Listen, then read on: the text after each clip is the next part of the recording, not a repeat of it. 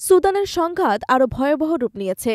রাজধানী খার্তুমের পাশের শহর ওরদুরমানির একটি ব্যস্ত বাজারে হামলায় অন্তত ৫৪ জন নিহত এবং ১৫৮ জন আহত হয়েছেন। সুদানের আধাসামরিক বাহিনী র্যাপিড সাপোর্ট ফোর্সেস এই হামলার জন্য দায়ী বলে সরকার অভিযোগ করলেও আরএসএফ পাল্টা দাবি করে দোষ চাপিয়েছে সেনাবাহিনীর ওপর। দুই পক্ষের তীব্র লড়াইয়ে বেসামরিকদের জীবন আরও সংকটে পড়েছে।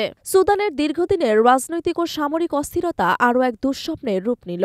ওরদুরমানির একটি জনবহুল বাজারে ভয়াবহ হামলায় অন্তত ৫৪ জন প্রাণ হারিয়েছেন, আহত হয়েছেন আরও ১৫৮ জন। দেশটির স্বাস্থ্য মন্ত্রণালয় জানিয়েছে হতাহতের সংখ্যা আরও বাড়তে পারে। চীনের রাষ্ট্রীয় সংবাদ সংস্থা সিনহুয়া এ তথ্য নিশ্চিত করেছে।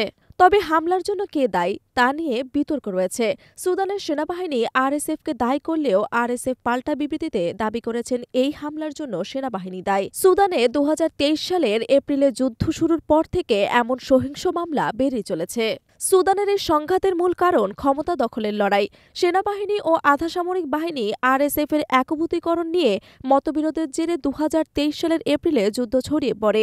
আরএসএফ মূলত সুদানের প্রাক্তন প্রেসিডেন্ট ওমর আল বশিরের সময় গঠিত একটি বাহিনী, যা সেনাবাহিনী থেকে স্বাধীনভাবে পরিচালিত হয়। দুবাহিনীর দ্বন্দ্ব এখন দেশের প্রায় সব শহরে রক্তক্ষয়ী সংঘাতে রূপ নিয়েছে।